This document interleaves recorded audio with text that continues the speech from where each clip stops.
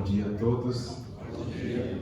Que a paz de Jesus, nosso divino mestre, amigo, possa abençoar a todos nós, que nos sintamos acolhidos pelo seu infinito amor, pela sua misericórdia, e que nós tenhamos todos nesse clima de fraternidade, de paz, uma manhã muito proveitosa para o nosso coração, para a nossa alma, que assim estimulados pela presença dos benfeitores espirituais, a nossa alma possa se abrir, possamos abrir aí todas as janelas da nossa percepção, da nossa sensibilidade, para que captemos as ideias, as sementes vivas que os nossos benfeitores, em se aproveitando de momentos como esse, em que a nossa mente se volta para o alto, as sementes vivas que os nossos benfeitores depositam em nosso coração, em nossa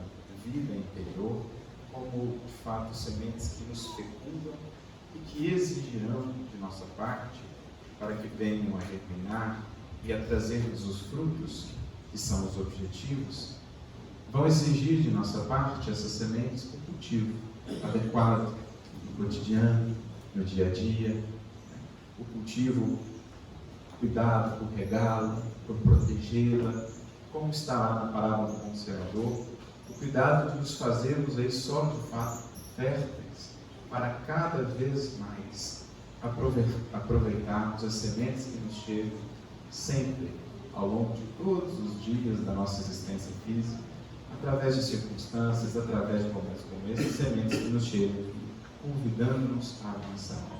Então é para mim uma alegria estar aqui pela primeira vez, na cidade de Sete Lagoas, aqui no Capela do Sol, vendo amigos queridos. Gostaria de agradecer em especial ao Carlos Senhor que nos receberam com tanto carinho, que a gente possa realmente sair daqui mais inspirado e mais disposto ao grande chamamento e à grande oportunidade que é estarmos na matéria. Chamamento à renovação e à melhoria, oportunidade de crescimento e de ascensão rumo aos destinos que estão expressos na lei divina para todos nós. Destinos de luz, destinos de paz. Essa é a alma de qualquer reunião onde o Espírito do Cristo se faz presente, onde a fraternidade interligue e conecte os corações. Como os primeiros cristãos de outrora, reunimos para, em partilhando do pão da vida, nos fortalecermos uns aos outros, para que o caminhar da vida se torne mais forte. Porque essa é a grande proposta da caminhada com Jesus. Uma caminhada, sim, de desafios, de lutas, mas, ao mesmo tempo, de um jugo suave e de um fardo leve. Porque com ele, de maneira consciente, no chamado à evolução consciente, vamos aprendendo a nos despojar de tudo que seja peso inútil que carregamos conosco. E vamos aprendendo a nos libertar do jugo escravizante das paixões, para nos entregarmos por inteiro ao jugo suavizante do amor e da caridade. É por isso que o Espiritismo resgata-nos o Evangelho, convida-nos a voltarmos os olhos para o Evangelho do Cristo, explicado, ampliado em seus horizontes, graças às chaves que o Espiritismo nos traz. E é esta a nossa proposta aqui nesta manhã. Vamos fazer aí uma espécie de um miudinho, estudo muito comum aqui em Minas Gerais, estudo que lá nós temos feito no médico Paulo de Tarso, mas é o estudo em que, aproveitando-nos do texto do Evangelho, do Novo Testamento mesmo, das falas de Jesus, que contém um tesouro por nós inabordável, cada fala, cada frase de Jesus, a representar aí uma semente que só o tempo pode extrair, só o esforço e o cuidado pode extrair dessa semente os frutos incontáveis que ela pode dar. Então, aproveitando-se desse texto, com as lentes que o Espiritismo nos oferece, vamos tentar mergulhar um pouco mais nestas palavras, que são palavras de vida eterna. Recordando que o Evangelho que temos é a própria presença de Jesus a nos orientar, a nos instruir sobre os caminhos a tomar, as melhores resoluções, o que precisamos mudar. Como ele disse certa feita a Simão Pedro, já após a crucificação: Simão, quando quiseres falar comigo, lembra-te de que o Evangelho tem a minha palavra. Então, se quisermos, queremos, penso eu, conversar com Jesus, eis que aqui está o manancial. E por isso são essas palavras, palavras de vida eterna, porque o tempo não as pode deteriorar, porque elas têm atrelado a elas o selo da eternidade, que é o selo do amor. Diria Alta de Souza: o tempo somente conserva aquilo que foi feito por amor, ou no amor. Poderíamos expandir essa fala dela: o tempo só conserva aquelas palavras expressas no amor. E como as palavras nada mais são do que a representação do que nasce lá do coração, já dizia Jesus, a boca fala do que está cheio o coração.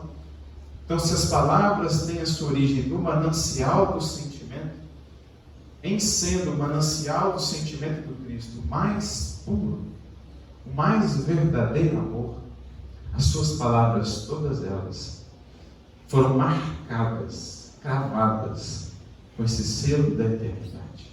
E por isso nunca perecerão. Por isso parecem tão atuais como em cada tempo.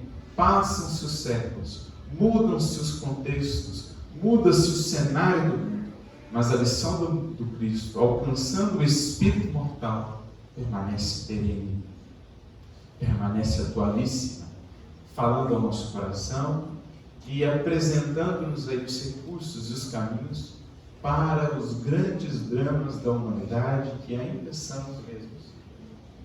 A ignorância quanto a nós mesmos, a ignorância quanto às leis divinas, o desconhecimento, a falta da experiência e da vivência profunda do amor, a disciplina de nós mesmos, todos os nossos males, no fundo, remontarão a esses mesmos problemas multimilenares. Os mesmos problemas que causavam aflição na época do Cristo seguem sendo os problemas que causam aflição em nosso tempo, como seguirão sendo enquanto nós, como humanidade, não nos dispusermos, de fato, a abraçar essa proposta. Eu me recordo, inclusive, de uma fala que está no Livro dos Espíritos, lá na questão 793, se não me falha a memória, quando Kardec pergunta aos benfeitores espirituais, certamente inspirado ali pelo que ele via ainda no século XIX, toda aquela mudança pela qual a humanidade passou durante o processo do iluminismo, ali antecedendo também a Revolução Industrial, que mais tarde viria com toda a sua força, mas todo o desenvolvimento científico, já filosófico do seu tempo. Kardec, certamente analisando aquele contexto, pergunta aos benfeitores espirituais: por que sinais se pode reconhecer uma civilização completa? E os espíritos então têm uma resposta muito interessante: pelo desenvolvimento moral a reconhecereis. Julgais que vocês avançaram muito pelas conquistas, pelas descobertas maravilhosas e impressionantes que fazem. Mas em verdade, só poderão se dizer realmente uma civilização, ou só poderão se considerar realmente seres civilizados quando houver banido do vosso seio o egoísmo e o orgulho, e quando entre vós, de fato, possa reinar a caridade, que é a alma do Evangelho de Cristo. Até então, sois apenas povos esclarecidos, mas para que venhamos a ser, de fato, povos civilizados, seres, de fato, humanos, é preciso antes que nos esforcemos por aplicar essa terapêutica, essa orientação de Jesus, buscando vencer os grandes dramas do nosso coração que repercutem na humanidade como um todo. É algo que Emmanuel também vai nos dizer, uma mensagem muito bonita no livro Fonte Viva, capítulo 127, dizendo assim: somente nas linhas morais do Cristo é que alcançaremos a humanidade real. Então nós estamos sim em busca da angelitude ainda muito distante, mas estamos em busca primeiramente da verdadeira humanidade. Estamos em busca de sermos ainda, ou primeiramente, seres humanos, no projeto de ser humano estabelecido pelo Criador, do qual o Cristo é o arquétipo, para que, uma vez chegando lá, possamos, enfim, nos dirigir à angelitude, que também se expressa em toda a grandeza de Jesus. Mas estamos ainda em busca da civilização verdadeira, da humanidade real. E por isso, as palavras de Jesus são atualíssimas. Palavras de vida eterna, que expressam aquela sua promessa inesquecível e imprescindível em momentos de transição. Eis que estarei convosco até a consumação dos séculos. E quem abre o coração ao Evangelho, quem dedica esforço a penetrá-lo, a conhecê-lo, sente a cada dia mais, a cada esforço a mais, essa presença perene, permanente do Divino Amigo, que, como está lá na passagem de Emaús, no Evangelho de Lucas, dos 2 discípulos a caminho de Emaús, esse Divino Amigo que não se cansa de nos buscar e nos levar à hospedaria da tranquilidade e da paz interior, embora as lutas do mundo, quando dessa paz nos afastamos. Porque essa é a lição bonita daquela caminhada dos discípulos em direção a Emaús. Afastavam-se eles de Jerusalém, que em hebraico, Yerushalayim, significa cidade da paz. E quantas vezes não somos nós, aqueles discípulos de Emaús, nos afastando da cidadela da paz, pelas inquietações do mundo, pelos horizontes nebulosos que por vezes vemos, mas eis que na caminhada, de repente, um amigo oculto, sutil, silencioso, começa a caminhar ao nosso lado. E não descansa enquanto não nos conduz à hospedaria. No primeiro momento, nós não percebemos quem é esse amigo, que se manifesta em nossa vida das maneiras mais diversas. Através de uma obra, através de uma situação, através de um conselho, através de uma outra pessoa. Mas ele vai caminhando conosco, nos conduzindo, e então, quando ele vai embora e a paz foi restabelecida, estamos na hospedaria, aí percebemos: foi ele, foi Jesus, que silenciosamente, manifestando essa presença, esse compromisso de estar sempre conosco como divino amigo que é, nos restabeleceu a harmonia. Mas é preciso, para perceber melhor essa presença, treinar os olhos, os ouvidos e, sobretudo, o coração. Porque diz a passagem que o coração deles estava aquecido quando iam caminhando com aquele homem desconhecido. E quantas vezes, por falta de treino, essa presença quer nos acalentar, mas o nosso coração enrijecido, enregelado, não se abre a esse calor terno do amor de Jesus. É que o coração também se exercita, o coração também precisa de condicionamento. Não precisamos nós de condicionamento físico para fazer um esporte, também precisamos de condicionamento espiritual para mantermos a caminho e conectados ao coração de Cristo. E esse é o grande norte que o Espiritismo vai nos trazer, com o Evangelho segundo o Espiritismo e com toda a obra, sempre nos remetendo a Jesus. E por isso, relembrando essas palavras então de vida eterna, que são a mais pura expressão do carinho de Jesus para conosco, hoje nós vamos seguir aqui um trecho do Evangelho de João, que nós selecionamos, que é, nosso modo de ver, imprescindível, um dos trechos mais belos do Evangelho. É, em verdade, uma oração de Jesus.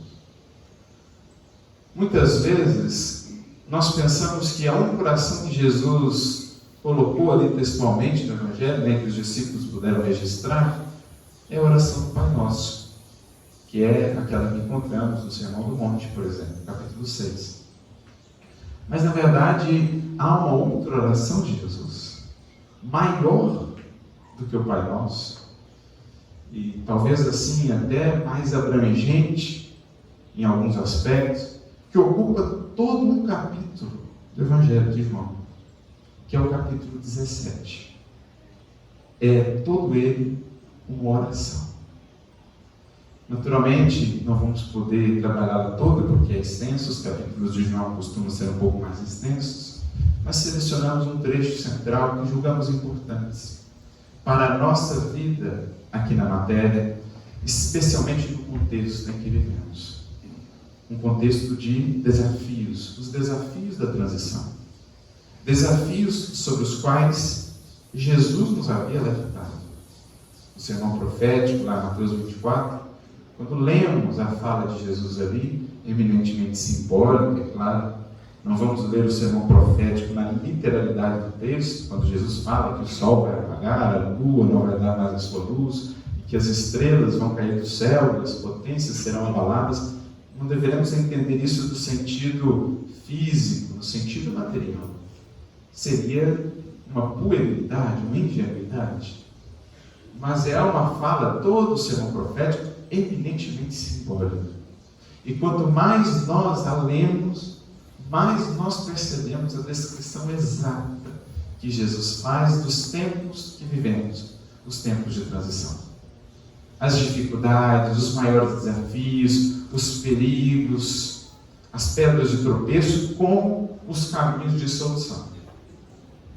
Então é interessante isso, porque diante do contexto que vivemos, muitos corações se desesperam, perdem a esperança, como se não estivéssemos nós avisados, como se o Cristo não estivesse preparado para esse momento.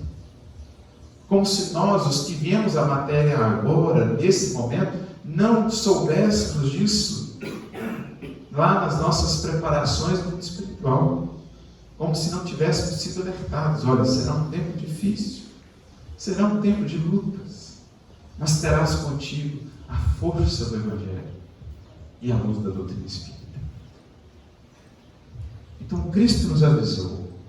O Cristo sempre alertou os discípulos, não só os daquele tempo, mas todos os que viríamos depois, dos desafios de estar no mundo, de viver no mundo e de ser no mundo um discípulo fiel. E é mais ou menos esse o tom dessa prece. É Jesus preparando os discípulos para a tarefa que lhes cabia e para os desafios que encontrariam. Aqueles que com ele conviviam naquele momento, mas também todos os discípulos da posteridade. Quando Jesus traz essa prece? Se lembrarmos bem, a construção, a estrutura do Evangelho de João, o capítulo 17, ele se enquadra onde? No final da chamada última ceia, pouco antes da prisão de Jesus, no horto, no Getsemane. Então Jesus encerra a reunião mais íntima com os discípulos, né? Na última ceia, ele encerra com essa prece, preparando os discípulos para os testemunhos que estavam por vir. Porque até então, embora a convivência de 3 anos com Jesus, os discípulos ainda não haviam estabelecido bases sólidas para os testemunhos. É assim que a gente vê os discípulos, por exemplo, adentrando a última ceia, ainda com aquela expectativa de que Jesus anunciaria uma revolução. Jesus proporia ali a tomada do poder, ele usaria da sua condição de Messias, do poder divino que possuía, para subjugar, para vencer a opressão romana, restabelecer os judeus, Israel, a sua devida posição, de luz entre as nações, de domínio entre as nações. e que para isso ele se utilizaria então dos poderes humanos, dos poderes dos Césares. Quando Jesus, por exemplo, é recebido na sua última ida a Jerusalém, é recebido como? Uma semana antes da sua crucificação, com hosanas, com aplausos, com tapetes estendidos. Conta-nos Humberto de Campos que nessa recepção, que deixou os discípulos assim, meio embriagados, pela tentação do poder, da influência que ele viu, nós estamos do lado de um cara que tem aí um poder, que tem uma força. Conta-nos Humberto de Campos que as pessoas se aproximavam dos discípulos e perguntavam assim: então, quando que ele vai anunciar a ele a tomada do poder? Quando que ele vai realmente utilizar-se da sua condição de Messias, o divino enviado, para restabelecer a nossa condição, libertar-nos do jugo de Roma? E os discípulos, embora toda a fala de Jesus ao longo de 3 anos, o maior é o menor, o maior é o que mais serve, o verdadeiro poder é o poder de quem serve, de quem ama, de quem se apaga para elevar. O único caminho é o da paz, o único caminho é o do sacrifício de nós mesmos. Embora todos os recados de Jesus, os discípulos ainda esperavam um Cristo que dominasse no mundo e não que vencesse o mundo. Que vencesse no mundo, eles esperavam, mas não o mundo. Então eles respondem assim diante desse questionamento: olha, ele marcou uma reunião para hoje. A gente acha que vai ser lá que ele vai dar o start, o início do processo. E já começavam a discutir entre eles quem ficaria com qual cargo. Não, eu vou ficar com esse, à direita. Eu vou ficar à esquerda dele. Fiz o oposto aqui, Eu vou ficar à esquerda. Eu vou ficar à direita. Eles entram na reunião da última ceia com esse tipo de discussão. E então, que percebendo mais uma vez a incompreensão dos discípulos e já preparando-os para a desilusão que teriam e para a mudança de perspectiva que seriam convidados, diante dessas conversas, Jesus se ergue da mesa, cinge-se como um servo, como um escravo, e vai aos seus pés. Lava-lhes os pés, como a dizer: o meu poder é outro tipo de poder. A minha força não é das armas, não é do poder político, nem do poder econômico, financeiro, não é da violência, nem é da imposição. A nossa força, a força do reino de Deus, em oposição ao reino dos Césares, é a força do amor, é a força do serviço, é a força da humildade, é a força do perdão. Jesus desce ao chão, como a dizer: aqueles que descem é que se engrandecem para engrandecer. Os discípulos ainda vacilavam em entender. Jesus os havia preparado, mas ainda não haviam elaborado muito bem as suas fragilidades. Jesus alerta Simão Pedro: Pedro, eis que Satanás, a representar aí aqueles que se opõem ainda ao bem, não uma figura específica, mas todas as forças que se opõem ao bem e à verdade ainda no mundo, esse Satanás quer te dobrar, quer te joelhar como faz com o trigo. Mas eu roguei por ti, Simão, para que a tua fé não desfaleça. Jesus orando por Simão, dizendo: Simão, eu orei por ti, para que a tua fé esteja firme no momento do testemunho. Exaltando aí o arbítrio. Você pode escolher, você vai poder escolher. Eu orei por ti, mas eu não posso fazer por você, Pedro, o que não te cabe.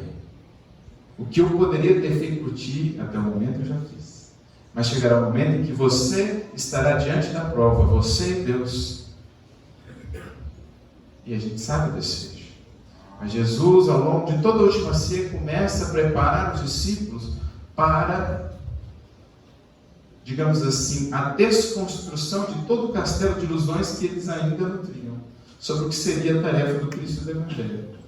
De poder, de prestígio no mundo, que inclusive foi o grande tropeço de Judas, que amava profundamente ao Mestre, mas que queria acelerar as coisas, aproveitando-se dos poderes terrenos, acreditando que Jesus era brando demais, era pacífico demais para conseguir as coisas. Ele falou, não, eu faço por ele aquilo que ele não está fazendo. Veja como são as nossas ilusões, né? E ele, precipitando-se, colheu tantas amarguras para o seu coração.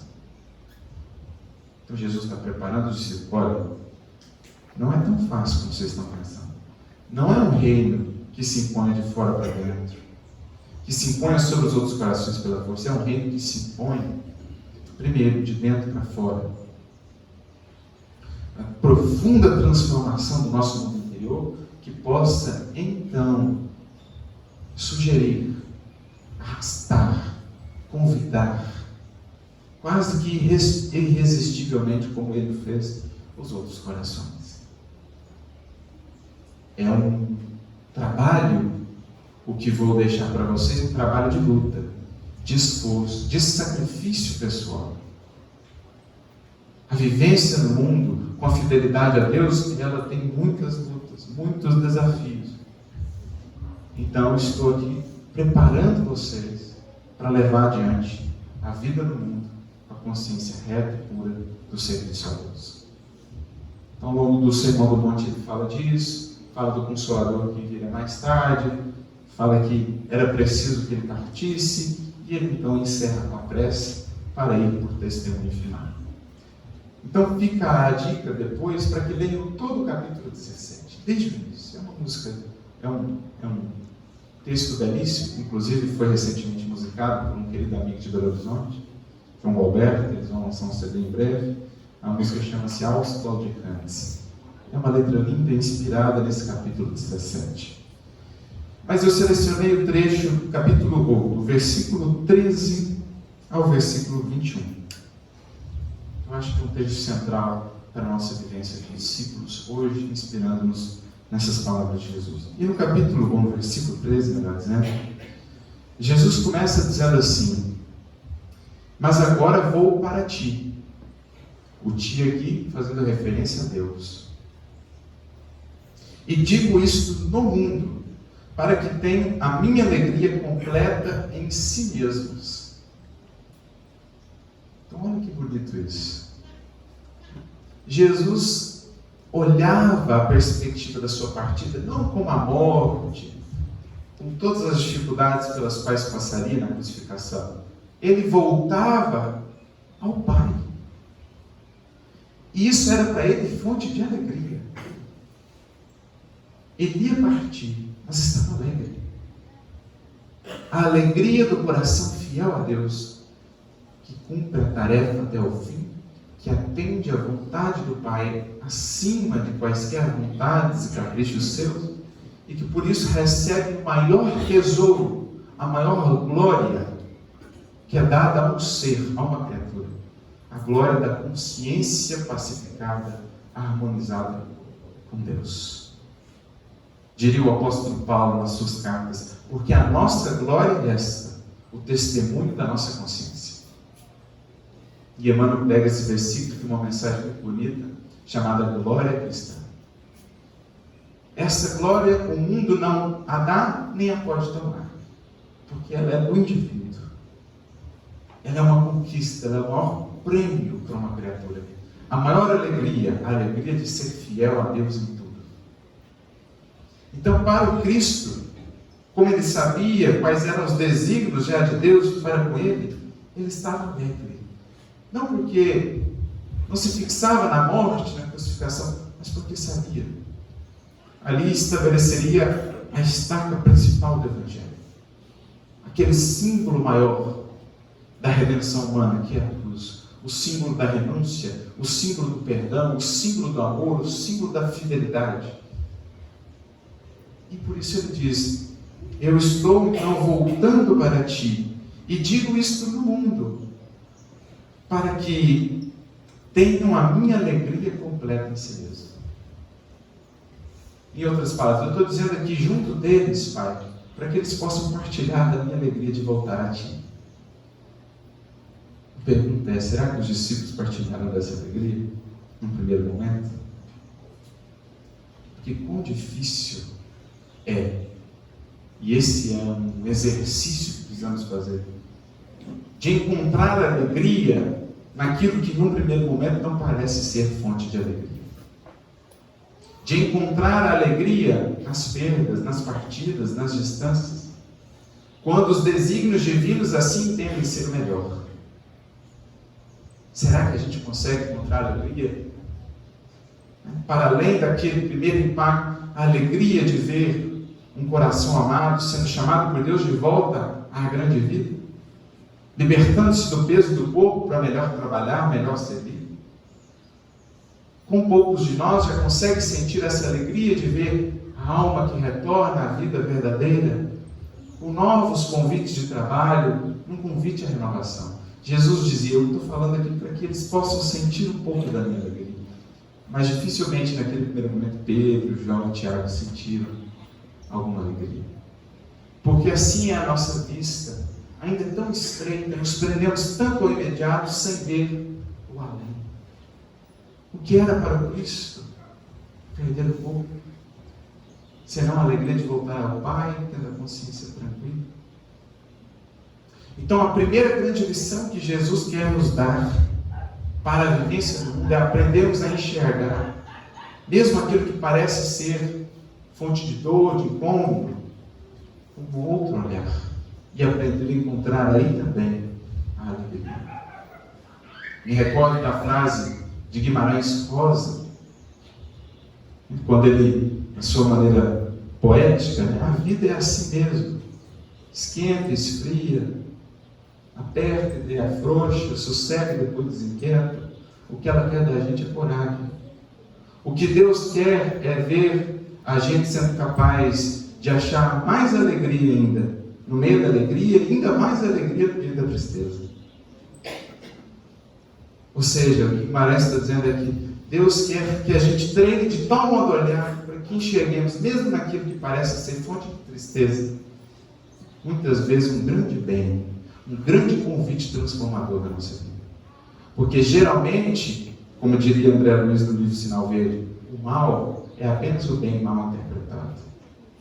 Quantas vezes aquilo que julgamos um mal em nossa vida, um revés, uma perda, uma decepção, é um recurso igual de renovação e de apoio ao bem comum.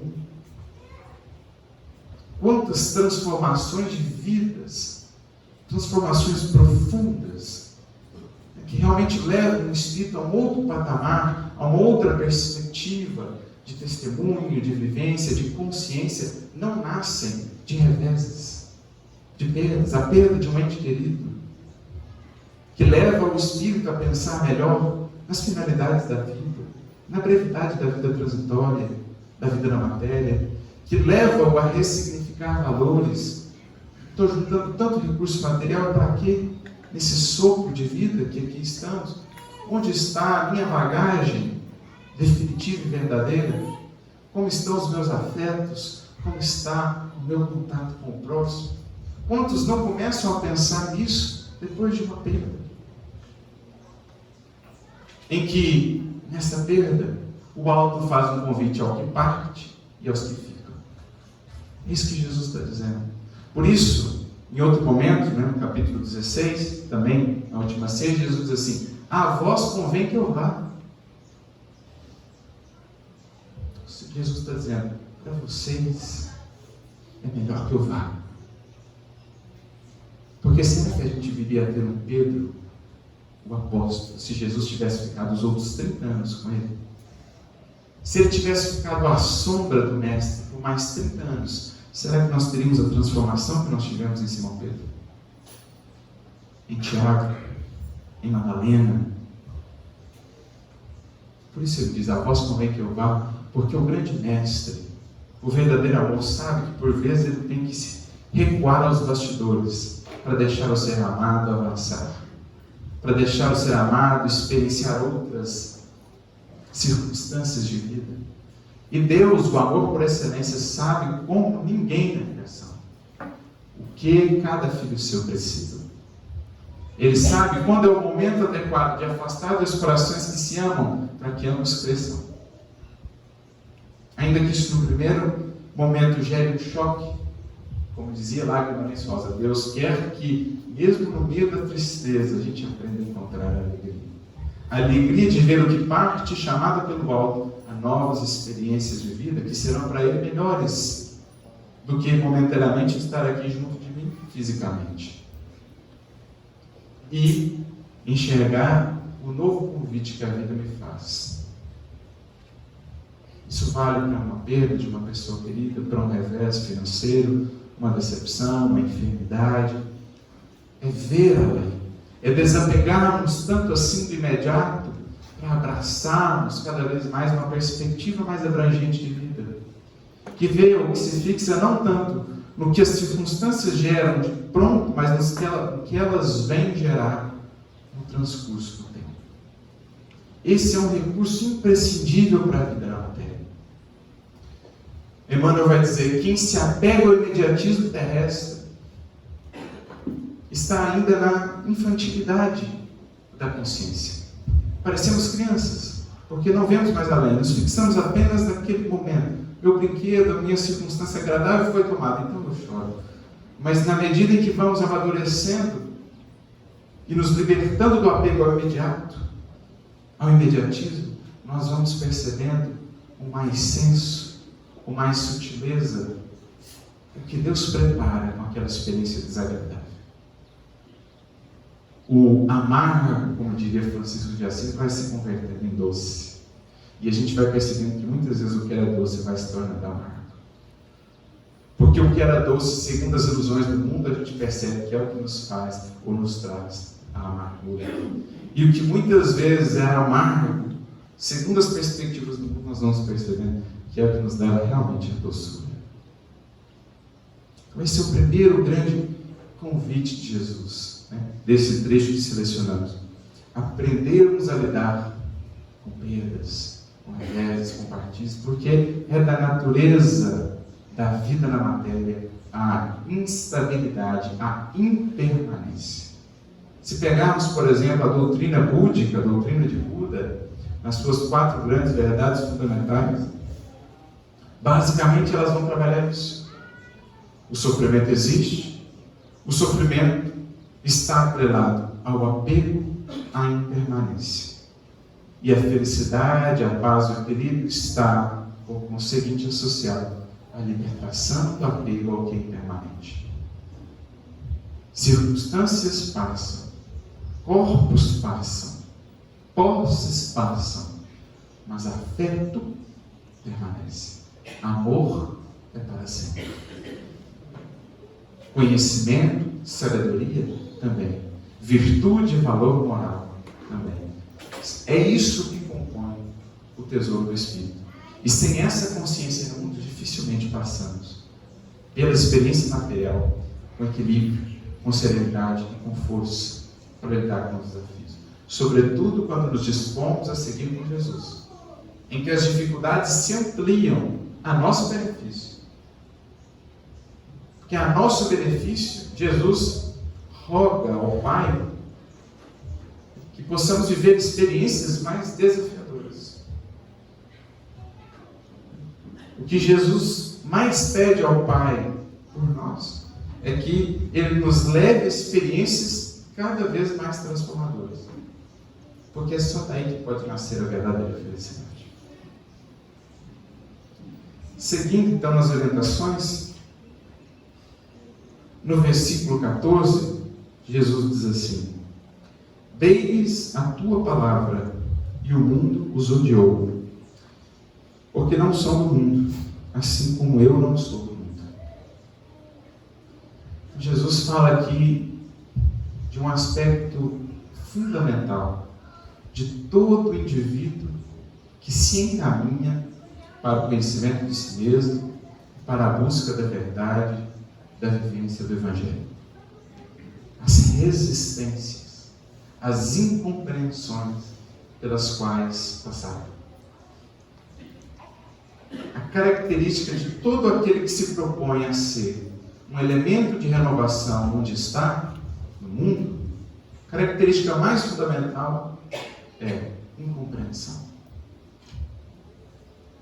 Incompreensão daqueles outros que ainda não começaram sequer a uma busca, que ainda não despertaram minimamente para os sentidos maiores da vida, os desafios que ele vai encontrar quando facear aqueles outros, sejam encarnados ou desencarnados, que laboram para que o mundo não avance, para que o mundo não se renove, os velhos padrões, os antigos paradigmas, as velhas ideias e modelos cristalizados.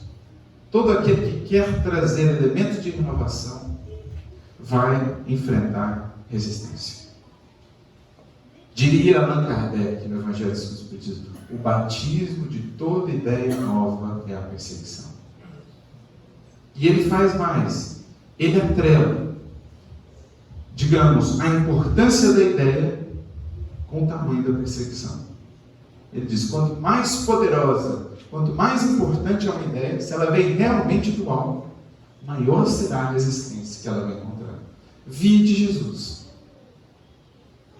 Vide todos os reformadores de todos os tempos, que de um modo geral não encontraram outra coisa senão a excomunhão, a exclusão, o cárcere, a prisão, a perseguição, a cruz, as fogueiras.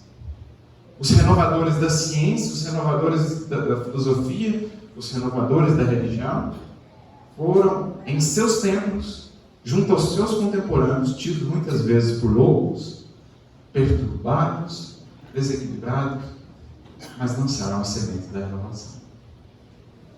Como não nos lembrarmos de Ian Hus, nosso querido codificador, que numa fogueira em Constância semeou os primórdios do Espiritismo, da renovação do pensamento cristão, abrindo espaço depois para a reforma e posteriormente para o Espiritismo. Como não nos lembrarmos de uma Joana d'Arc? Como não nos lembrarmos de Jesus, de Paulo, de Pedro, de todos os seus seguidores mais próximos, ali que no primeiro momento sofreram duras perseguições? Como não nos lembrarmos de um Ave Cristo, de um Basílio, de um Rufo e de tantos outros? Hoje, os martírios físicos, graças a Deus, graças ao progresso humano, não mais existem, de um modo geral, ainda com algumas exceções. Hoje são mais martírios morais, mas muitas vezes tão dolorosos quanto, dirão os espíritos. O sarcasmo, a ironia, a humilhação, a exclusão daquele que traz ao mundo ainda escravizado ao materialismo, às paixões, às vãs glórias, o orgulho, a vaidade, traz a noção da humildade, do perdão, da simplicidade. Vai ser tido esse indivíduo geralmente por covarde, por tolo, por ingênuo, por fraco, como Jesus foi chamado de covarde, de ingênuo, de tolo. Não és tu Cristo? Então desce dessa cruz e salva-te a ti mesmo. Você não salvou aí Adão? Então vai lá, salva você mesmo. Então nós, enquanto discípulos, precisamos estar conscientes de que trabalhamos para a multidão. Trabalhamos para o mundo, mas daqui não somos.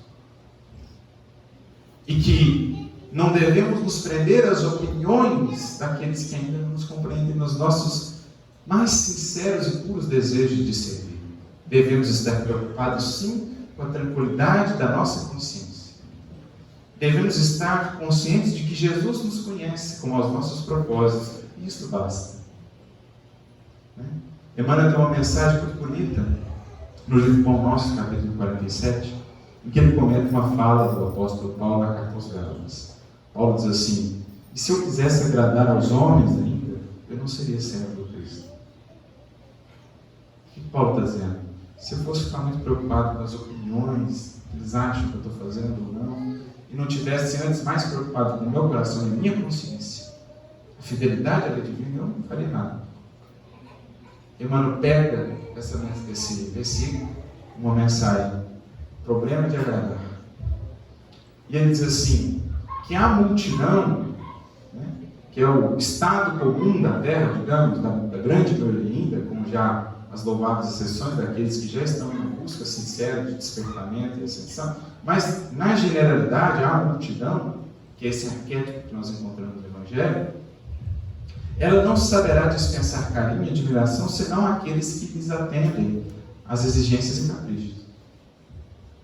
E que nos seus impulsos instintivos, ela dificilmente poderá compreender o discípulo ou aprendiz fiel de Jesus. A gente vê essa volatilidade da multidão com relação ao próprio mestre. Enquanto ele atendia a multidão, curava, parava, a multidão esteve ali, o aplaudindo, uma semana antes, o aplaudindo, exaltando. Mas quando ele foi chamado ao sacrifício, a multidão se volta. Quando ele foi chamado ao testemunho e não atendeu aos poderes e aos caminhos do mundo, da influência, do poder, da imposição, quando ele buscou o caminho do perdão, da simplicidade, da humildade, da fidelidade a Deus, a multidão volta às costas a Jesus, que tanto lhe havia dado. Então a característica da multidão é a volatilidade. E o discípulo precisa estar consciente disso, de que serve a multidão sem esperar dela retorno ou compreensão.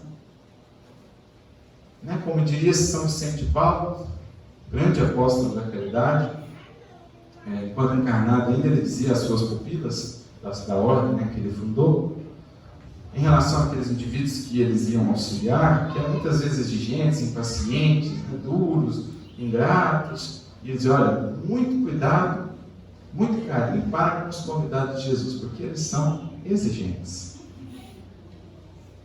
Muito carinho. Não esperem nada deles. Esperem sim do Cristo a paz de uma consciência que serviu. Essa é a condição que o discípulo precisa estar atento.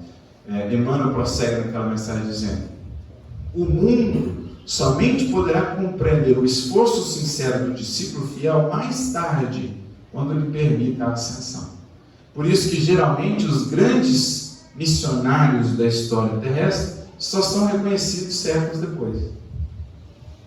Quando eles estão entre nós, a gente põe na fogueira, põe na cruz, depois a gente erige estátuas. A gente escreve obras, exaltando a sua grandeza, a sua beleza, o seu testemunho. Por quê? Eles são justamente elementos de renovação. Então eles encontram um padrão moral numa perspectiva e querem levar esse padrão moral acima. Só quando o padrão moral chega àquilo que ele vieram trazer é que eles são compreendidos. Por isso que são missionários e por isso que nós, em menor escala, precisamos ter essa consciência de não esperarmos compreensão, de lançarmos a semente de renovação, certo de que, feito o nosso serviço de semeadura, Deus é quem fará crescer. Como dizia Paulo: eu plantei, a qual regou, mas é Deus quem dá o crescimento. Que façamos a nossa parte, que nos desincumbamos dos nossos deveres, que nos preocupemos com a nossa consciência. Emmanuel vai dizer: grande inquietação, grande imprudência revelará o discípulo que se preocupa tanto assim com as opiniões convencionais do mundo. Jesus o conhece, isto basta. Naturalmente que está longe de ser uma postura de pedantismo, de orgulho. Não. Aprender com a vida, aprender com os outros, mas também não se deixar levar por opiniões que não refletem a sinceridade dos nossos anseios, dos nossos propósitos de servir. Então tem uma outra mensagem do Emmanuel, que ilustra muito bem isso, está no livro Caminho, Verdade e Vida, capítulo 177, intitulada Opiniões Convencionais. Para a gente ter uma ideia dessa volatilidade da multidão, basta lembrar o caso de Jesus e de João Batista. João Batista tinha uma vida austera, deserto, pelos de camelo, ali jejum e tal. E aí, o que eles diziam de João Batista? Que era um endemoniado, que era louco. Jesus não buscou exteriormente aquela vida de João Batista, de austeridade e tal. Jesus convivia com as pessoas, comia, foi lá nas bodas de Caná e tal. Como que Jesus era chamado? Comilão e beberrão. Então, João Batista, que vinha com a vida austera, esse é um louco. O outro lá, Jesus, que vinha com uma vida de convivência, porque não era proposta diferente da de João, esse é um comilão e beberrão. Então, para a gente ver como que essas opiniões são fundadas. E se a gente dá muita importância, a gente desanima. Então, Emmanuel tem uma mensagem, opiniões convencionais. E o que ele comenta? No versículo de João 7,20, quando Jesus fala que ele seria perseguido, que ele seria morto, multidão fala assim, esse aqui é demônio, esse aí está meio piradinho, né? E aí, meu mano, não te prendas excessivamente aos juízos da multidão. O convencionalismo e o hábito possuem sobre ela forças vigorosas. Porque essa é a distinção. No Evangelho a gente tem 4 arquétipos principais. O do indiferente, o da multidão, o do discípulo e o do apóstolo. O que é o comportamento da multidão? É o comportamento de massa. Faz o que todo mundo está fazendo. Segue o que todo mundo está fazendo. Segue os padrões do mundo. Quais são os padrões do mundo ainda hoje? Vaidade, egoísmo, materialismo, né? As ilusões. O discípulo, ele começa a sair desse comportamento de massa e começa a governar a sua vida. Então, necessariamente, ele começa a ir num sentido diferente da multidão. Está todo mundo indo para lá e fala, não vou. Está todo mundo indo para o caminho da violência? Não vou. Está todo mundo indo para o caminho do julgamento? Não vou. E aí a multidão não pode compreender isso de pronto. Demanda tempo para cada consciência ir compreendendo. Não é tão interessante a gente ver essa relação entre os arquétipos, porque, por exemplo, em 3 passagens que eu vou citar aqui, a gente vai ver essa mesma resistência que a multidão impõe ao discípulo. Então, por exemplo, Zaqueu ansiava realmente seguir Jesus. Mas quando ele vai buscar Jesus, ele não consegue ver, porque a multidão o impedia.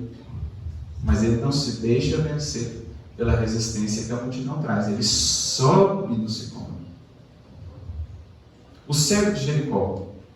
Jesus está passando o caminho, ele começa a gritar, ele queria seguir Jesus. A multidão começa a falar assim, cala a boca, para de incomodar, para de encher o saco. Ele grita mais alto. Jesus para e diz, manda ele vir até mim. O paralítico, que foi descido pelo telhado.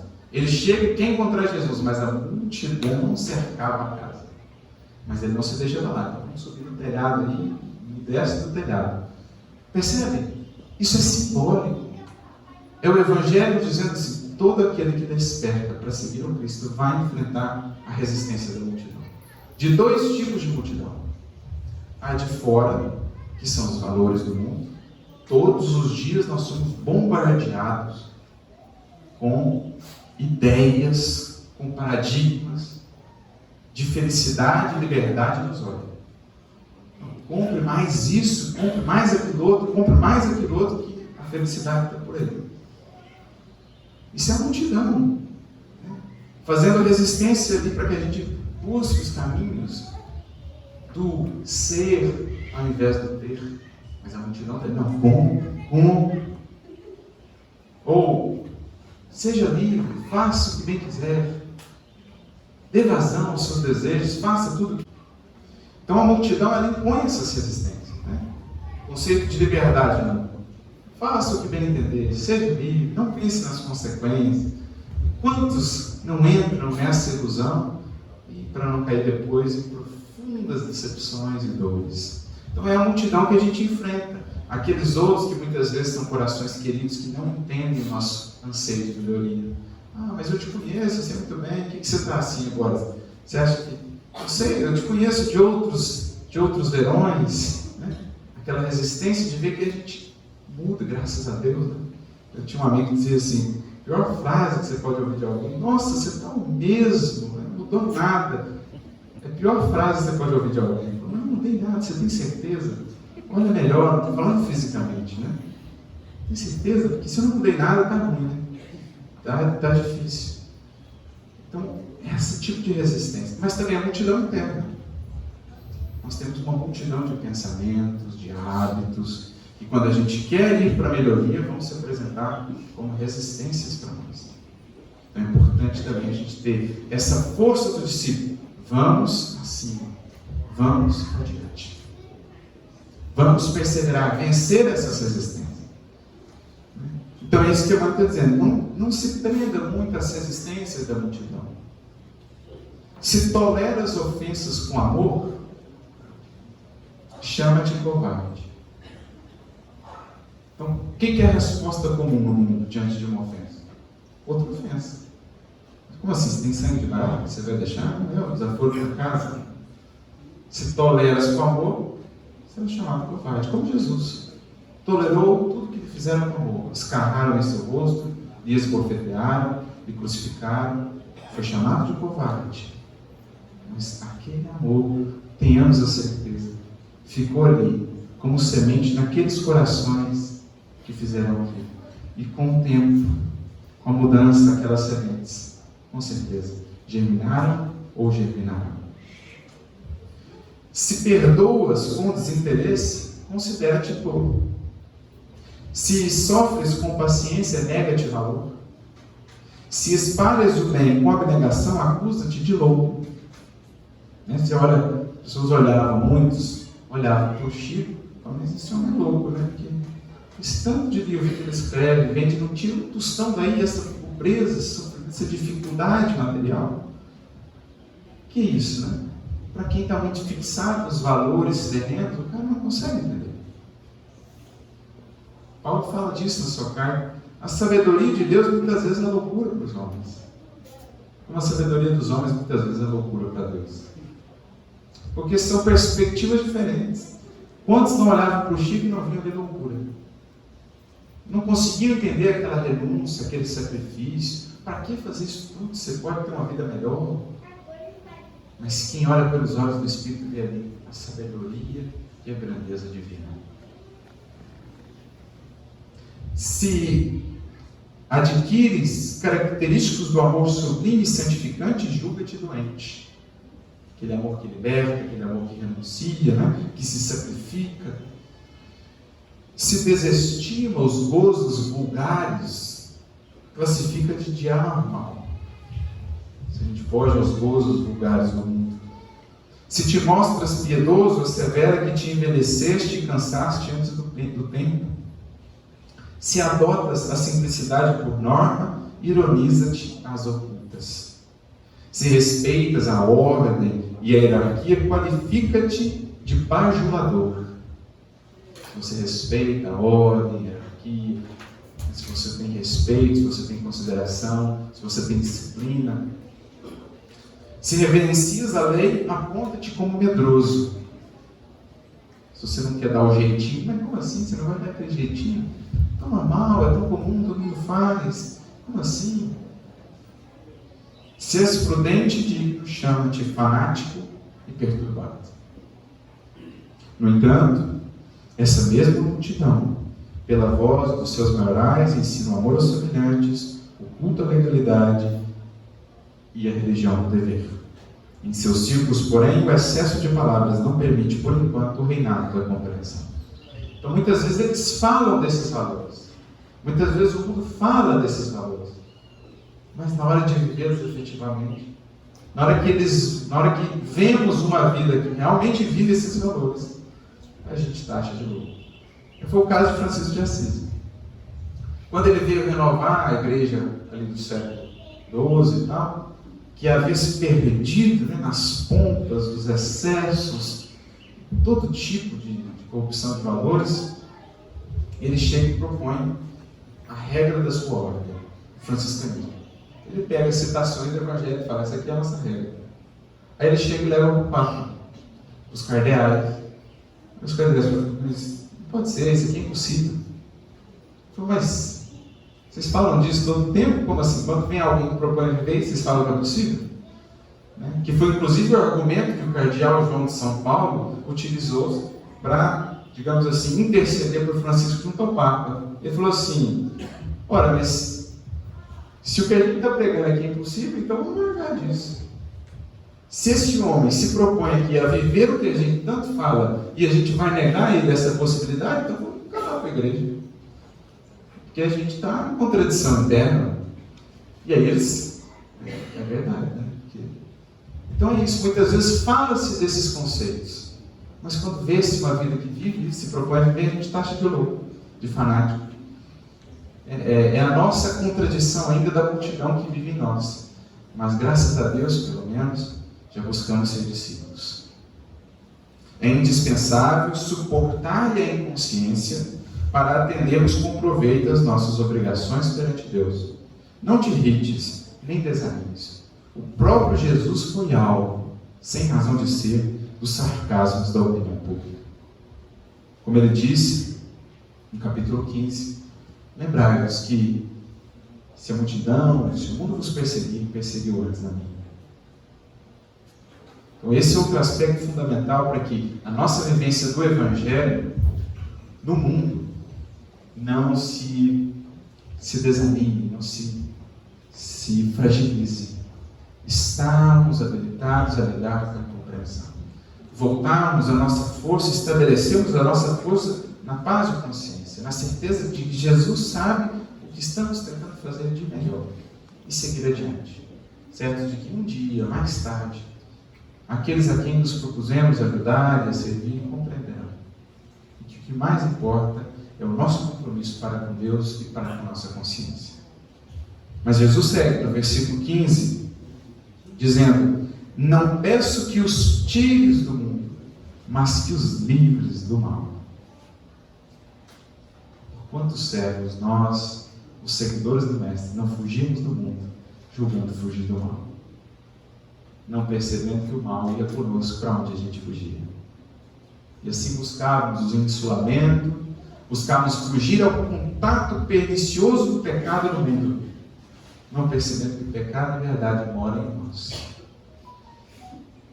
Pecado no sentido daquilo internamente em nós, sentimentos, pensamentos, hábitos, que se afasta da lei divina. Esse é o conceito de pecado. Do hebraico, pecado é hatá. Significa aquilo que desvia do alvo.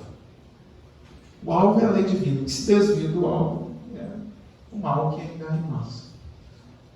Então, Emmanuel tem uma mensagem no livro Caminho, Verdade e Vida, capítulo 30, o mundo e o mal.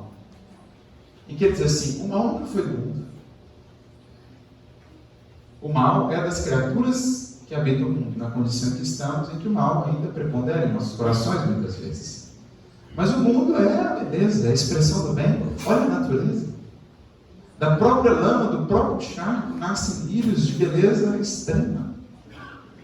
Somos cercados de milagres, não no sentido de derrogações das leis divinas, mas de milagres, de encantamento, de beleza. O mundo, embora o mundo de provas e expiações, se ele é assim já tão belo, imagina como serão os outros mundos. Então o mal não é do mundo, é de nós que ainda moramos, habitamos no mundo. E portanto, Jesus pede não que fujamos ao mundo, mas que em nos transformando, nos libertando do mal, transformemos o mundo. Então a proposta é estarmos no mundo. Daí a importância da lei de sociedade, porque fora da convivência não há crescimento. Não há virtude real quando fugimos à convivência. Kardec vai falar disso no livro Céu e Inferno. A pedra de toque da virtude e dos vícios é a convivência em sociedade. Se eu me afasto, eu julgo que tenho paciência, mas só posso realmente aferir se tenho paciência na convivência. Eu julgo que sou bondoso, mas só posso realmente saber o quanto de bem já desenvolvi diante do mal, diante daquele que me fere.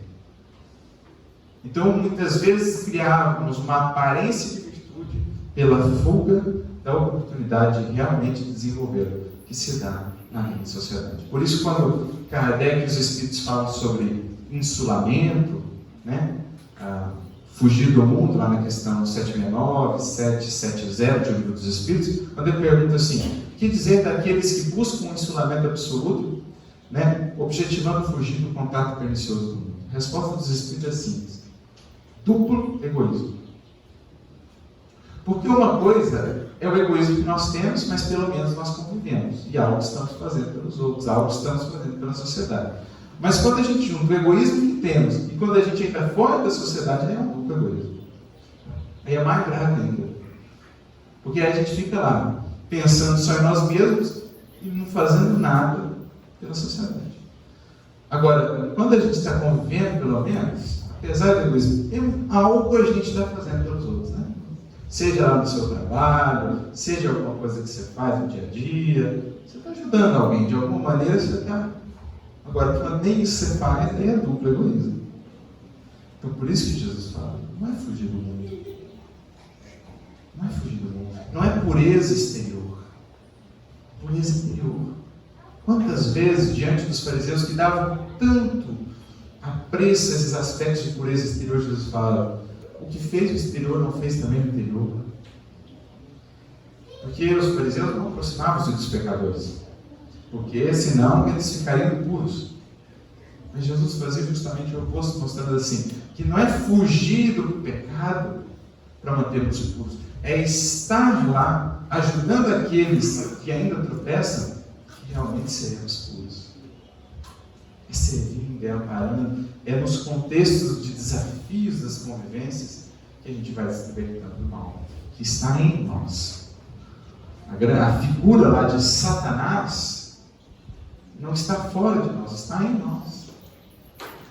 Satanás e diabolos, Satanás do hebraico, diabolos do grego, aquilo que desune, aquele que separa, aquele que afasta, é aquilo em nós que nos afasta da lei divina, que nos afasta do amor uns para com os outros, que nos afasta da fraternidade.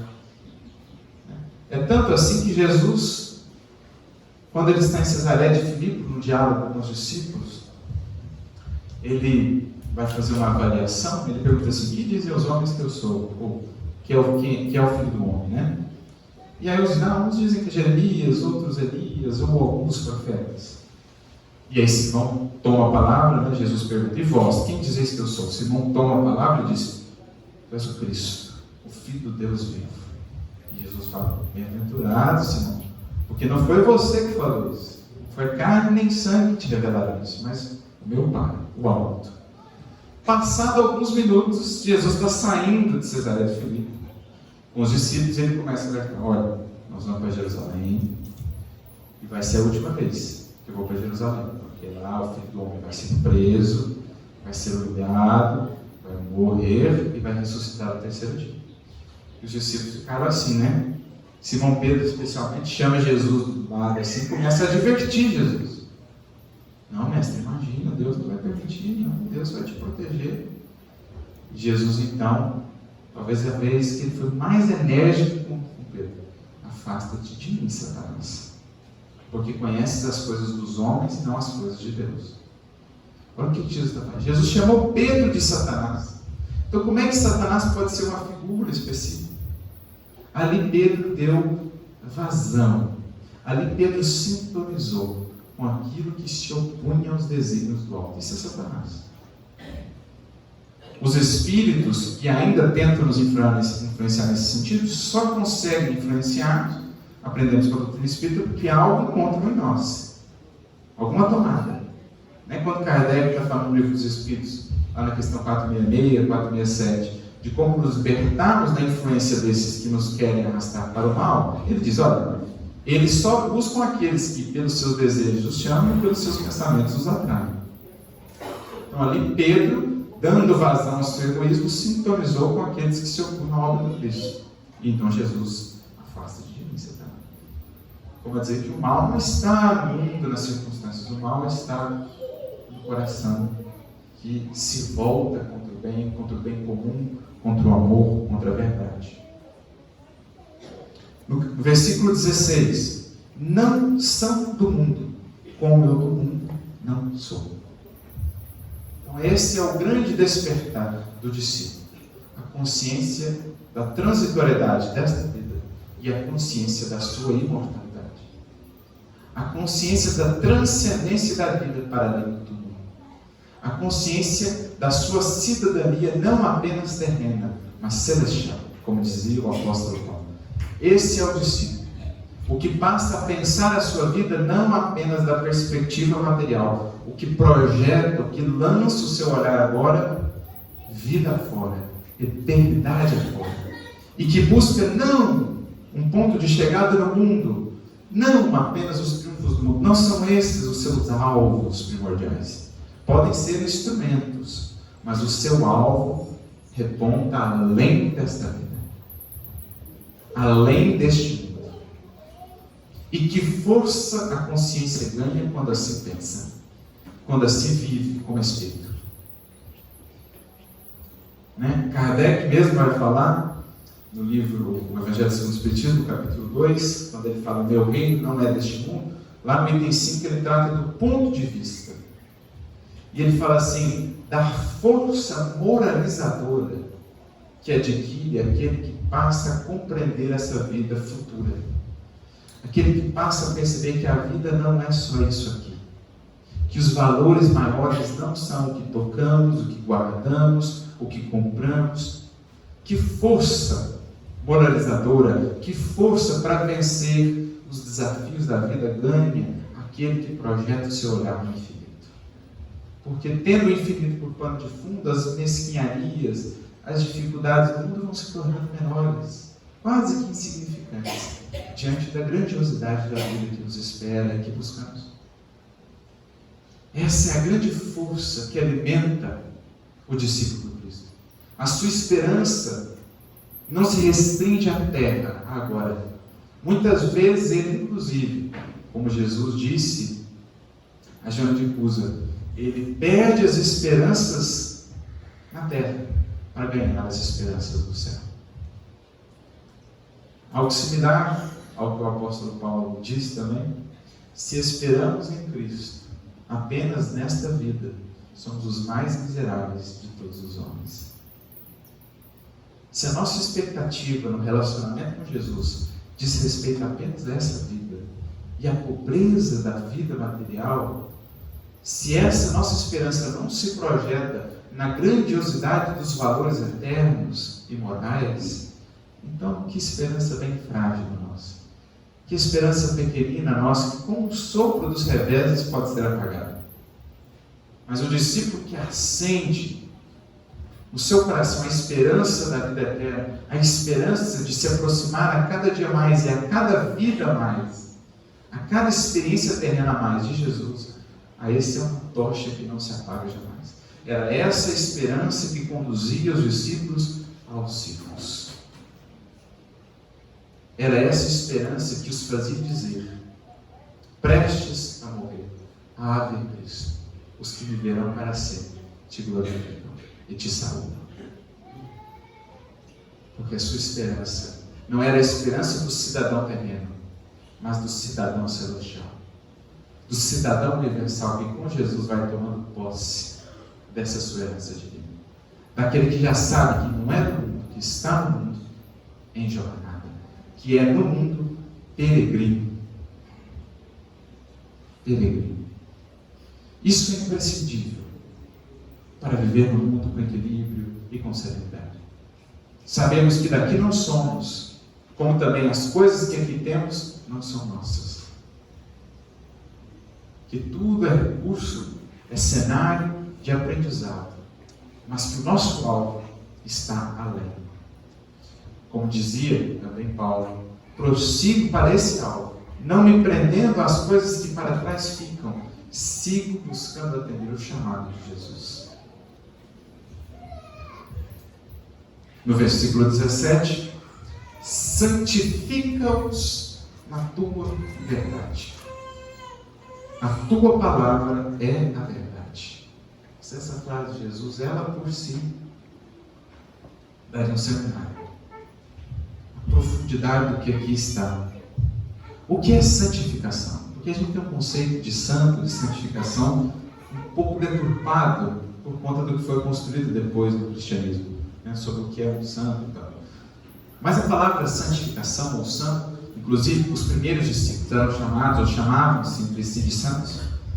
Paulo diz: saúda-vos os santos de Jerusalém, saúda-vos os santos de Roma. A palavra santo, do grego hagios e do hebraico, a deriva da palavra kadosh, ela tem a ver com, literalmente significa separação ou consagração. Aquele que entrou no processo de santificação é aquele que está aprendendo a separar o joio do trigo em si mesmo. A separar, digamos assim, como faz o garimpeiro, o cascalho do ouro. Separar o seu coração, aquilo que é amarra, daquilo que é impulso de crescimento. Separar-se das algemas, das amarras que o prendem e caminhar em busca de uma vida maior. Isso é a santificação. É consagrar o nosso coração inteiro, o nosso ser por inteiro à busca da iluminação. Porque não é esse o mandamento? O mandamento primeiro diz assim: amar a Deus de todo o teu coração. Mas muitas vezes nosso coração está dividido. A gente quer ir para Deus, mas não quer largar o osso, né? A gente não quer largar as velhas tendências, as velhas buscas. Então fica no coração dividido. Um coração que busca a santificação é um coração que se separa dessas ilusões e se coloca por inteiro nessa busca do divino. Santificar-se, portanto, não é fugir do mundo. A gente acabou de falar disso. Fugir das circunstâncias, fugir do trabalho do mundo, afastar-se de tudo que o mundo pode dar de recurso. Não. É com o coração integralmente consagrado à nossa melhoria e ao serviço à lei divina, aproveitarmos tudo que o mundo nos proporciona para que possamos efetuar essa tarefa. Isso é a santificação. Separar o nosso coração das ilusões, separar o nosso coração dos vícios, separar o ouro puro da virtude do cascalho. Isso é santificar-se. E para isso, a vida nos proporciona as lutas, os desafios, as perdas, os trabalhos, os deveres. É o cadinho onde o metal precioso é purificado. É separado das impurezas. O cadinho da vida material, que é purificadora por excelência. Kardec vai, na questão 196 dos Espíritos, vai comparar a vida na matéria a esse destilador, né, que vai produzindo ali o vinho puro da espiritualidade. O alambique, ele vai dizer, é a vida material, separando as impurezas daquilo que realmente é o sumo, é o que importa. Isso é santificar-se. E ele diz, essa santificação vem pela palavra divina.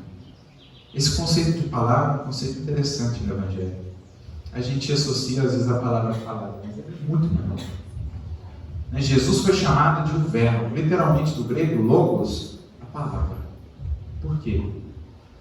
Tudo o que Jesus expressava, tudo que ele fazia, cada palavra que ele dizia, cada gesto que ele tinha, era Deus falando conosco. Por isso ele era o verbo divino. O pensamento divino no Cristo se materializava. Então esse é o conceito de palavra no Evangelho. Toda vez que nós, seja por uma vida que conhecemos, uma vida de exemplo, de testemunho, seja por uma lição, um texto, toda vez que nós acessamos um outro aspecto da lei divina, a palavra nos visitou. Só que ninguém passa por esse contato com a lei divina incólume. Ele pode resistir por um tempo, mas mais cedo ou mais tarde ela faz a transformação. É por isso que Paulo, na sua carta aos Hebreus, capítulo 4, versículo 12, ele vai dizer assim: a palavra de Deus é viva e eficaz, mais penetrante do que uma espada de 2 gumes. Você lê isso e fala, meu Deus, né? Mas o que é a comparação que Paulo está fazendo? O que a espada de 2 gumes faz? Você tem a espada de 1 gume que corta, a de 2 gumes penetra. Então ele está dizendo assim, quando você acessa, seja pelo Evangelho, seja por uma vida de um discípulo fiel, quando você acessa essa palavra divina, ela te penetra. Ela te fere no seu modo de ser.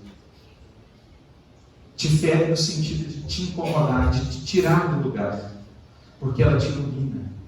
E agora a sua consciência mais esclarecida se incomoda com o seu velho modo de ser. Quando você recebe a visita dessa palavra divina que é viva, ela te penetra como uma espada. Isto é, ela decreta a morte do velho ser que você tem sido para o nascimento de um novo ser. Por isso, quanto mais a gente resiste, tendo conhecido, tendo tido acesso ao conhecimento superior, mais a gente sofre. Porque a consciência mais esclarecida, mais nos cobra. E aí a gente fica ali nos estertores da morte, relutando em transformar, ao invés de nos entregarmos à morte do velho eu para o nascimento de um novo ser. É isso que Paulo está querendo dizer. Quando você acessa o Evangelho, o seu modo de ser está marcado, entre aspas, permite uma expressão, para morrer. em sentido espiritual, para que possa nascer um novo indivíduo, uma nova versão de você, mais aperfeiçoada. Isso é a santificação. Quando o alto julga que já estamos habilitados a lidar com uma nova parcela de conhecimento da lei divina, ele dá um jeito de chegar até nós. Aquilo vem, nos fere, nos incomoda e nos diz: meu filho, é hora de morrer para renascer. Uma nova versão. Morrer espiritualmente, né? Em sentido espiritual. Isso que é a santificação. A tua palavra, Pai, é a verdade, é a expressão da lei divina. Ela nos visita, nos fere, nos marca, para que possamos renascer. Mais iluminados, mais próximos do projeto divino para nós. Isso é a santificação, que muitas vezes, justamente por isso, não é um processo indolor. Porque é como a semente. Para converter-se em fruto, ela precisa morrer. Precisa rasgar-se. Assim também nós. O arado, muitas vezes, precisa nos trabalhar, nos rasgar. Precisamos nos rasgar de dentro para fora como sementes para sermos frutos. Isso é santificar-se. É morrer para viver. Por isso, o Emmanuel tem uma outra mensagem muito bonita, no livro Vinha de Luz, capítulo 139, intitulada É a Santificação, em que ele comenta justamente esse versículo.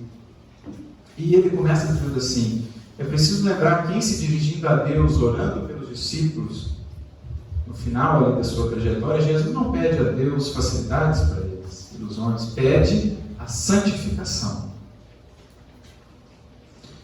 E ele acrescenta dizendo assim: é compreensível, portanto, que os discípulos sinceros recebam da providência divina maior quinhão de elementos purificadores em trabalhos e testemunhos benéficos. Quanto mais você se volta a Jesus, o que você vai receber? Mais desafio, mais dor. Tem uma outra mensagem que minha mãe comenta, que ela fala assim de Pedro: Senhor, e nós que deixamos tudo para te seguir, o que nós receberemos? E a irmã comentando, ele diz assim: o que recebe o trigo depois da colheita? O moinho, para que se converta em pão. Parece algo ruim a princípio, mas na verdade é algo que o transforma ainda mais para o serviço da coletividade. Como diz lá o Espírito de Verdade, no capítulo 20, os obreiros do Senhor, a mensagem: aqueles que forem fiéis nos seus deveres, o que eles receberão como recompensa? Deveres mais difíceis, tarefas mais desafiadoras. Olha o que é a recompensa de Jesus ao servo fiel. Não, agora você vai receber umas férias, vai ficar em uma encarnação tranquilo, você foi muito bem nessa. Não. A recompensa de Jesus ao servo fiel é: então agora eu vou te dar uma tarefa mais desafiadora, meu irmão. Porque o caminho ascensional jamais se esgota. A finalidade da vida é o ser perfeito. Vamos crescer, vamos para cima, vamos para frente, para o alto. Então é isso que Emmanuel está dizendo. O discípulo sincero, ele vai receber cada vez mais um quinhão maior de lutas e sacrifícios depuradores. Na terra, quase sempre o dever e a responsabilidade parecem esmagá-los. No entanto, a palavra do Evangelho é bastante clara no terreno das conquistas eternas. Não nos referimos a recompensas banais de periferia, não às vãs glórias, às capas do mundo. Falamos de substância, de essência, de valor. Então, destacamos o engrandecimento espiritual, a iluminação divina e a perfeição redentora, inacessíveis ainda ao entendimento comum. Em verdade, o Senhor anunciou sacrifícios e sofrimentos aos seguidores, acentuando, porém, que não os deixarias órfãos. E ao final ele conclui: efetivamente, pois, os colaboradores do Evangelho que estão nessa senda de santificação são, de modo geral, anônimos e desprezados nas esferas convencionalistas da terra, nos padrões ilusórios do mundo. Todavia, para eles, repete o Mestre em todos os tempos as sublimes palavras: sois meus amigos, porque tudo quanto ouvi do meu Pai vos dei a conhecer. Isso é a santificação. Quem olha para um Chico, para um Eurípides, com os olhos convencionalistas do mundo, não vê nada de ganho ali, não vê nada de valor.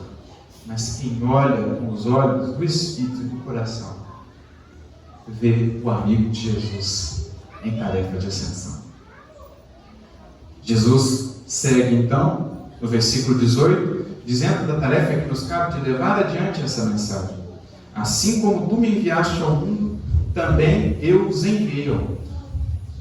A nossa tarefa de ir ao mundo, de sermos do mundo influência de renovação, onde Jesus nos colocou, sem os recursos da violência, da imposição, mas os recursos doces, brandos, persuasivos da exemplificação. Diz Emmanuel que para Jesus o ide e pregai, no fundo significa ide e exemplificai. Esse é o grande convite, a grande orientação de Jesus. Ide ao mundo, eu vos enviei ao mundo, mas vão para ensinar. Sem impor, sem violência, como por séculos fizemos, julgando servi-lo. Julgando servir ao Mestre, íamos e nos impunhamos pela violência, pela perseguição. Mas aí me recordo do Livro dos Espíritos, na questão 841, quando perguntado, Kardec perguntando aos Espíritos se deveríamos sim combater aquelas doutrinas perniciosas, como deveríamos fazer? Os Espíritos então respondem, por exemplo, doutrinas perniciosas, o materialismo, o niilismo, se a gente deve apresentar um contraponto, e os Espíritos, sim, deve. Mas a exemplo de Jesus, utilizando-vos da brandura e da persuasão, e não da violência.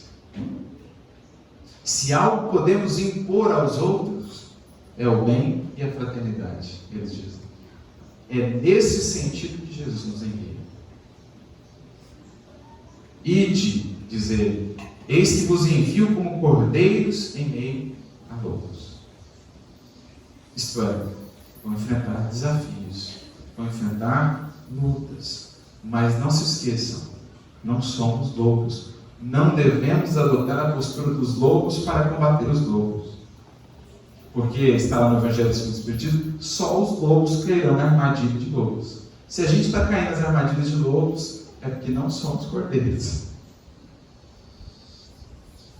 É ir com a postura do cordeiro, da brandura, da renúncia, da disposição, inclusive, se preciso for, do sacrifício pessoal pelo bem comum. Esse é o Cordeiro que Jesus foi. Por isso chamado Cordeiro de Deus. Ao comentar essa fala de Jesus, ide, eis que vos envio em meio a lobos, Emmanuel, no livro Vinha de Luz, capítulo 144, diz assim: é imprescindível irmos em direção aos lobos. A tudo aquilo que no mundo ainda se configura contra o bem, contra o amor, mas não na condição de fera contra fera, mas sim na posição de cordeiros embaixadores. Não como emissários da morte ou da violência, mas sim como doadores da vida eterna. É o pacifismo. É acreditar que a força do amor é maior que a da violência. Que o perdão, que a humildade conquistam mais do que imposição ou orgulho. É acreditar de fato que o Evangelho é a maior arma, entre aspas, que nós temos. A maior arma do cristão é a cruz, do exemplo, do testemunho. Quando Jesus, ou quando Pedro concitou ali Jesus a pegar as armas, quando ele levantou a espada, Jesus o recomendou: descê-la. E então Jesus pegou logo após a cruz, que não por acaso tem a mesma forma de uma espada, mas fincada para baixo. Como eu dizer aqui, cessam-se as guerras exteriores para sermos agora arautos, emissários da paz e do bem. No versículo 19, e por eles, pelos discípulos, me santifico a mim mesmo, para que também eles sejam santificados na verdade.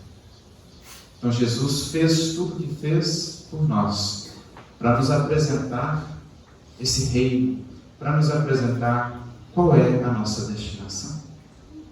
Ele foi adiante. Há uma passagem bonita do Evangelho, que Emmanuel comenta, quando é dito assim: olha, diga a Pedro que ele foi adiante de vós para a Galileia. E Emmanuel tem uma mensagem chamada Adiante de Vós, em que ele diz justamente isso. Jesus sempre vai na nossa frente.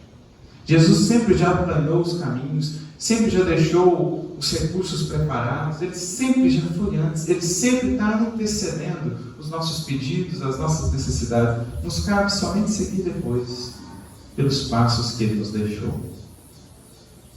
No versículo 20, e não rogo somente por estes, ou seja, por aqueles que estavam ali na última ceia, mas também por aqueles que pela tua palavra hão de crer em mim.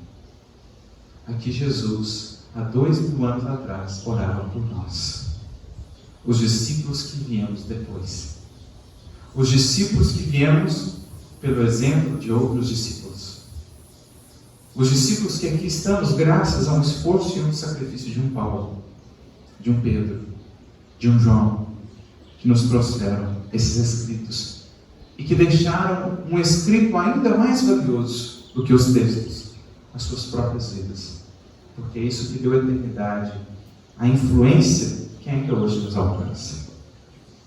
Então Jesus orava por aqueles e por nós, como segue orando, não só por palavras, mas por gestos, pelo carinho com que nos tutela a evolução. E no versículo 21, o último do trecho que nós separamos, ele diz: para que todos sejam um, como tu, ó Pai, o és em mim, e eu em ti. Que também eles sejam um em nós, para que o mundo creia que tu me enviaste. Jesus fala aqui da síntese do Evangelho, da finalidade maior do amor, que é a finalidade da unidade, não da uniformidade. O amor não quer uniformizar a todos, fazer todos iguais. O amor visa a unidade, quando os diferentes se reúnem e se conectam em torno daquilo que os une. Essa é a finalidade do amor, essa é a finalidade do Evangelho, esse é o destino da vida. Sermos um com o Pai no esforço de vivermos a sua lei e sermos um com nossos irmãos na prática da caridade e da fraternidade. Fechar o círculo perfeito, Criador, criaturas, quando o amor que verte do alto flui por meio de nós e alcança o outro, que em gratidão ama a Deus. Brilhe a vossa luz, diria Jesus, para que os outros, em vendo as vossas boas obras, as obras do amor, glorifiquem ao Pai. É o círculo perfeito. É a unidade do amor. Por isso o apóstolo Paulo, no livro dos Espíritos, na questão 1009, vai assim sintetizar a finalidade do nosso processo evolutivo. Ele diz: gravitar para a unidade divina, eis o fim da humanidade. Deus, o grande foco atrator do universo. O amor, a força gravitacional do universo. E nós, orbitando, todos nós, em torno dele, em órbitas cada vez mais próximas. Esse é o fim da humanidade. A comunhão com o Criador e a comunhão no banquete da fraternidade. Esse é o amor. São Vicente de Paulo, também no livro dos Espíritos, na questão 888a, inclusive vai dizer que a própria gravidade já é em si uma expressão incipiente da lei de amor. Ele diz: a lei de atração é a lei de amor para a matéria inorgânica, e a lei de amor é a lei de atração para os seres vivos. Como a dizer que há uma só lei, a lei da grande unidade estabelecida no amor. Eis o que buscamos: ser um com Deus, ser um com o Mestre, e por consequência sermos um com nossos irmãos. Não iguais, seremos sempre diferentes, essa é a beleza da vida, mas gravitando em torno dos ideais mais nobres, mais belos da vida. Essa é a finalidade do Evangelho e é a finalidade de cada um de nós enquanto discípulos de Jesus, como ele diz aqui: para que creiam que tu me enviaste, Pai, que os meus discípulos do mundo possam vibrar e viver esta unidade do amor. Nisto conhecerão que sois meus discípulos, por muito amardes uns aos outros. Que assim possa ser a nossa caminhada no mundo, aprendendo a lidar com as dificuldades, com as lutas, com a incompreensão, tendo sempre no Mestre esse referencial maior. Que consigamos estabelecer essa consciência de imortalidade, que consigamos projetar o nosso olhar mais além, para sentir com Jesus em nosso coração o pulsar da eternidade. Porque somente assim, bem conectados ao alto e ao coração do Mestre, poderemos ter no mundo os seus instrumentos de renovação. Enfrentando os desafios que todos aqueles que se propõem a renovar e a fazer diferente enfrentarão, mas bem ancorados e bem sustentados no pilar e na fonte inesgotável, que é o amor que verte do alto. Que sejamos o sal da terra, que sejamos a luz do mundo, que em silêncio cumprem as suas funções, que não são muitas vezes percebidos, que não recebem muitas vezes sequer a gratidão, mas que quando faltam, logo se percebe a sua ausência. Que possamos ser esses que se misturam, como o sal faz, como a luz o faz no mundo, que se misturam à sociedade, fazendo a diferença que nos cabe, como o fermento espiritual da renovação. Que tenhamos essa consciência que do mundo não somos, que aqui estamos, mas que é também projeto de Jesus fazer desse mundo um dia uma parte também do seu reino. Que começando pelo nosso mundo interior, possamos imprimir no mundo exterior esse reino de Jesus, esse reino do amor. Que Deus nos abençoe a todos. Muita paz.